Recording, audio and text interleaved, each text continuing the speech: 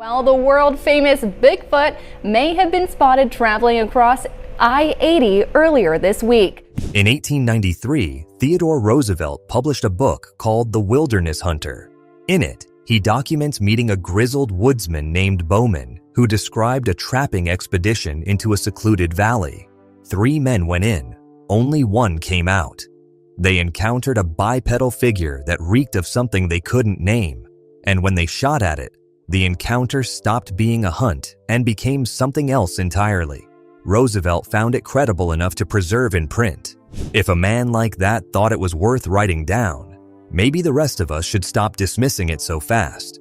Most people think Bigfoot is a joke, a blurry shadow, an excuse for people with bad cameras. But try telling that to a mother screaming for her children as a 7-foot figure steps out of the tree line just yards away.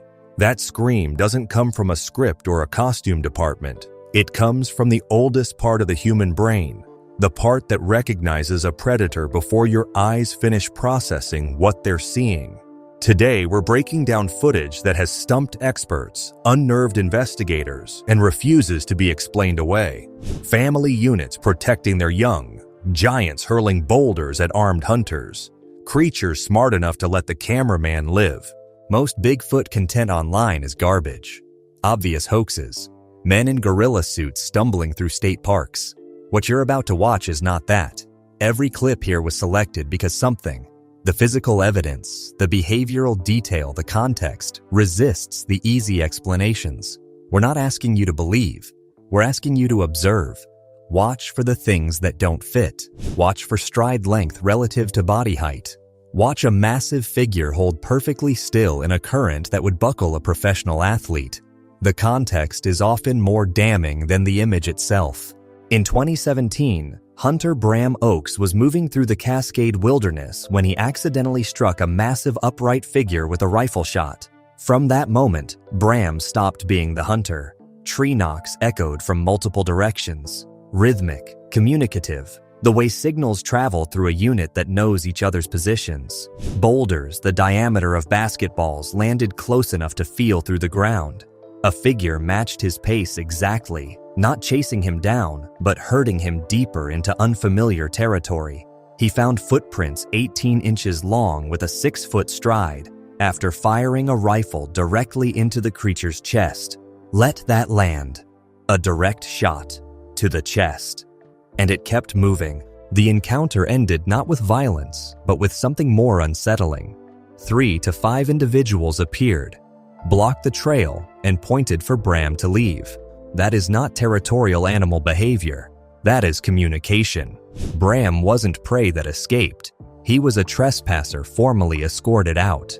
The question that lingers: what kind of intelligence chooses restraint when it could just as easily choose otherwise? Filmed on a remote Appalachian river, a group on a boat initially mistook the figure for a fisherman. As the boat closed in, the proportions asserted themselves. Over 7 feet tall, reddish-brown hair covering the body, arms ending well below where a human's would, standing perfectly still in shallow water. Rivers in the Appalachian region look calm. They are not calm. The current demands constant micro-adjustments of muscle just to stay upright, effort that waders talk about after the first hour on their feet. This figure stood like something planted there. When it turned and made direct, steady eye contact with the camera, calm, unhurried, completely in charge, the picture was complete. This is not a man in a fur suit losing his balance in moving water. This is something that belongs there. 2 children running through an open field, their mother filming casually. No setup, no tension, which is exactly what makes the moment so devastating. A towering figure stepped from the tree line. The transition from ordinary to terrifying happened in a single frame, and then the mother screamed. That scream is the evidence. The pitch, the speed, the way she doesn't pause or look for cues. She screams for her children to run with the kind of command that only comes from recognizing a predator, not from playing a role. You know that sound when you hear it. This was that. Salt Fork State Park in Ohio is one of the most consistently reported Bigfoot corridors in North America. Descriptions across decades don't drift the way legend normally does. large, dark, bipedal, near water at dusk. A trail cam captures not one figure, but two. A massive, dark-furred adult and a smaller figure tucked close behind it. Both figures lean, pause, and scan in a rhythm any wildlife biologist would recognize as threat assessment. The smaller one mirrors the larger, learning the behavior. This is parenting. This is instruction. Bigfoot is not a lone monster roaming the dark. It is a social animal raising its young. A hunter named Brian, already carrying a bullet wound, accidentally captured an extreme close-range encounter near the Ohio River. The clip is brief and chaotic the way real shock always is. When the frame holds, it reveals a tall figure tilting its head toward the camera. Deep-set eyes like hollow rock, a wide, flat nose, a mouth forming what investigators call a low guttural warning.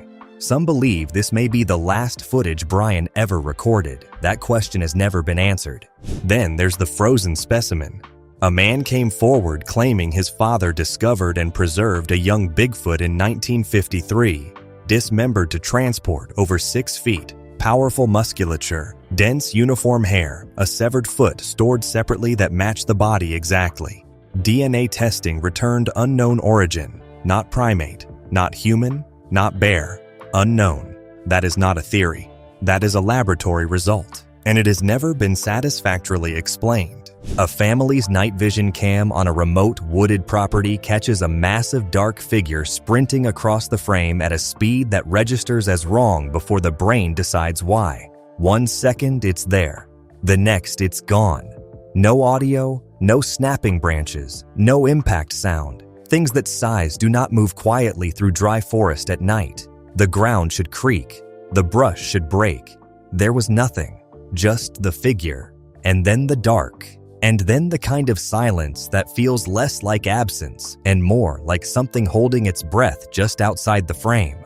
The family went back through the footage multiple times, frame by frame, trying to find the moment it stumbled or slowed or made any sound at all. They found nothing. No deceleration, no disturbance in the undergrowth. Whatever it was, it covered that ground the way water moves, without negotiating with the terrain, just flowing across it. Security cameras capture things every night: raccoons, deer, the occasional coyote threading the yard at 2 in the morning. None of them move like this. None of them leave nothing behind. The family wants one answer. What stood outside their home that night? This is not a deep wilderness encounter requiring a week of hiking to reach. This is a front yard, a motion-activated light, a camera that was installed to catch package thieves. The forest is not as far away as we like to think, and whatever lives in it has apparently decided that the boundary between its world and ours is a suggestion rather than a rule. A man gathering firewood in northern Michigan noticed eyes watching him from the undergrowth. Not charging, not vocalizing, watching, with the patience of something that had all the time in the world and no particular reason to hurry. He took several photographs before panic overrode his composure and sent him running. The images show a silhouette human in structure but impossible in proportions. Tangled hair, flat nose, a brow ridge suggesting something ancient and deeply separate from modern human anatomy. Not a cousin. Something further back than that. What strikes researchers most is not the size or the shape, but the stillness. A frightened animal moves. A threatened animal either charges or retreats. This one stayed. It had apparently been watching him for some time before he noticed it at all, which raises its own quiet category of dread. The idea that observation had been happening in one direction for longer than the photographs suggest. He only caught it because he happened to look up at the right moment. How many times had he gathered firewood in those same woods without ever knowing? Researchers described the expression in those photographs with the same word independently. Watchful, not predatory. Watchful. It raises a question that lingers over many of these cases. In these encounters, who is studying whom? Because the evidence increasingly suggests the answer is both, and that it has been both for a very long time. First photograph, a dark shape peeking from behind a tree, just enough to be a smudge.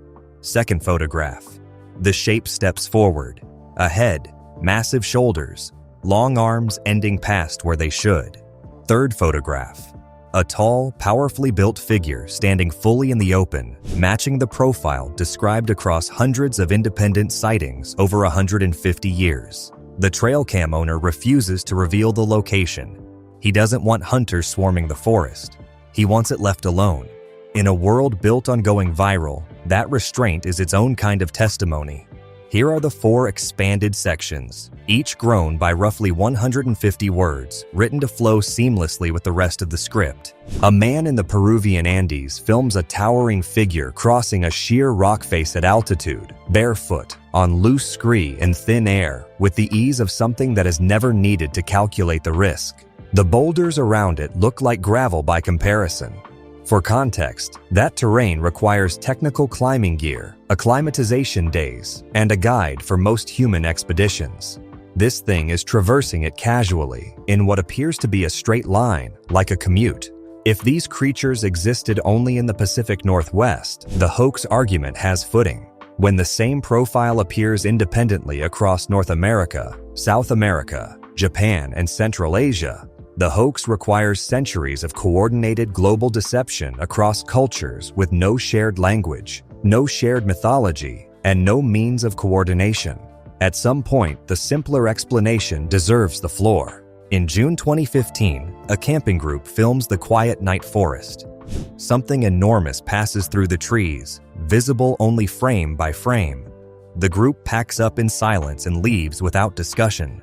There is no argument, no skeptic in the group saying, "Let's wait and see." They are in the car before the conversation starts.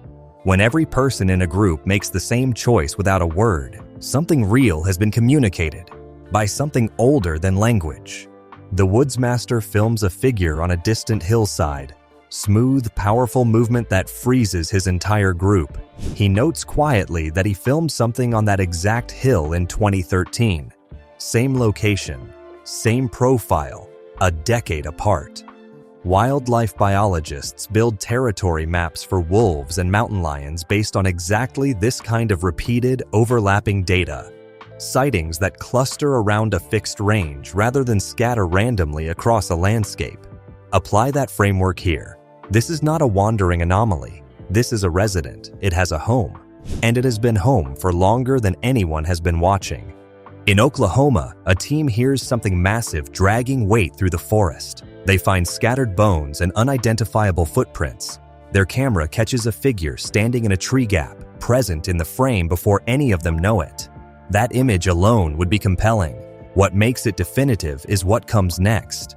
That same night, their trail cam captures it hunting a deer with controlled, deliberate stealth, closing distance without triggering the deer's alarm, moving its bulk through dry forest without producing a single audible footfall. No sound. No alarm triggered. Think about what that requires biomechanically. The muscle control, the spatial awareness, the patience of a predator that knows exactly how close is too close. If it can do that to a deer, the difference between a deer and a human in those woods is simply that it chooses to make a distinction. A brewery security cam records a tall figure standing at the frame's edge for a few seconds, then stepping back into silence. Staff can't explain what they saw. Researchers note that Bigfoot gravitates toward places with organic waste and strong smells, reliable food near human infrastructure. They have mapped where we throw our scraps. That is not opportunism. That is adaptive intelligence, the same cognitive architecture that allows any species to identify and return to a predictable resource. The implication is uncomfortable. These creatures are not stumbling across us by accident. They know where we are. Near a barn, a man spots a dark figure between the trees, arms too long, posture too upright. It notices him and steps behind a tree. Then a second, smaller figure appears beside it. Both slip into the forest. The larger one glances back once before vanishing, not checking for pursuit, observing, filing the information, and then choosing to leave. That glance is the detail that stays with people. It is the behavior of something that keeps records. A father at Salt Fork abandons camp the same night he sees a shape slide through the tree gap. The footage is blurry. But blurry and consistent is a different category from blurry and isolated. A park ranger in 1987 describes the same thing as a father in 2021. Same location, same behavior, same profile at the same tree line. Descriptions don't drift like that unless they are tracking something real. Legends change with each retelling. Eyewitness accounts of the same creature in the same patch of forest across 34 years do not change. That is not mythology sustaining itself. That is a species maintaining a territory. In Utah, 2 men find a footprint 19 inches long, pressed so deep the vegetation underneath is still flat. Stride of 72 inches between prints. An NBA center at full stride covers about 60. This thing was walking, not running. Walking. The terrain around it. Damp ground that preserves impressions. Dense elderberry. Wild berries. Huckleberries providing year-round caloric cover. Everything a large animal needs, concentrated in one corridor. The men describe it as feeling squatchy, almost joking, but their voices are quiet. You don't joke the same way once the ground has shown you something that big was standing on it. The ground remembers it was there. So do they. In Washington, a man films a large shape moving slowly through dense fog, unhurried, unconcerned, moving the way something moves when it has never needed to fear anything in these woods. The fog does something specific here. It strips away distance and clarity simultaneously, so the figure appears without warning and vanishes the same way, as if the forest itself is opening and closing around it. One moment it's there, then the forest closes around it. He describes it afterward as watching something return to a place he couldn't follow it into. That description is not dramatic flourish. It is the most accurate thing he could find to say. Japan's Hibagon, documented in Hiroshima's mountains since the 1970s, produced footage many researchers called the clearest Bigfoot-style clip since the 1967 Patterson-Gimlin film. Filmed by Japanese witnesses with no connection to the North American tradition, no awareness of Sasquatch lore, no cultural framework that would have prompted them to fake this particular shape. The movement holds up under frame-by-frame analysis. The proportions are consistent with every other sighting profile in the database. Same wide shoulders, same arm length, same fluid, weight-forward gait, same proportions, same movement profile. When a creature appears on opposite sides of the planet and looks identical on film, you have 2 choices: global conspiracy or global reality. Same question at the end. If it's not this, then what is it? At the Sunchild Reserve, every spring at 3 in the morning, long resonant calls echo from deep in the forest. No known animal produces them. Wolves howl, coyotes yip, lynx scream. None of them produce what is described here, something long, modulated, and deliberate, carrying through the trees with a quality that witnesses consistently reach for the same word to describe: communicative. Archival records from the 1970s document the same sounds in the same area. The creature has never been seen. It keeps coming back on schedule, every spring, like something that has made a decision about this place. You cannot fake a community's sleep patterns. You cannot manufacture 50 years of the same sound in the same forest, return to every year like a migration. In 2019, a trail cam returns an image of a tall figure standing beside a tree. Enhanced and brightened, it shows one decisive detail: no snout. Bears have snouts. Boars have snouts. Dogs have snouts. This figure has a flat face, fully upright posture, arms disproportionately long for the torso. No animal on the regional list matches it. Cameras capture reflected light. That is all they do. They do not hallucinate. They do not project. The image doesn't require belief. It requires an explanation. None has been provided. Across different continents, different decades, different camera technologies, the same profile repeats. Massive, upright, bipedal, operating in family units, capable of restraint, aware of us in ways that exceed simple animal awareness. This is not folklore accumulating. This is testimony accumulating, and testimony deserves to be taken seriously. Theodore Roosevelt heard a woodsman's story about something in a valley that walked upright and couldn't be stopped by a rifle. He thought it was worth writing down. So do we. Smash that like if any part of this moved the needle for you. Not all the way to belief, but to genuine uncertainty. Subscribe for more investigations that follow the evidence wherever it goes. Next time, we go somewhere the cameras were never supposed to be turned on.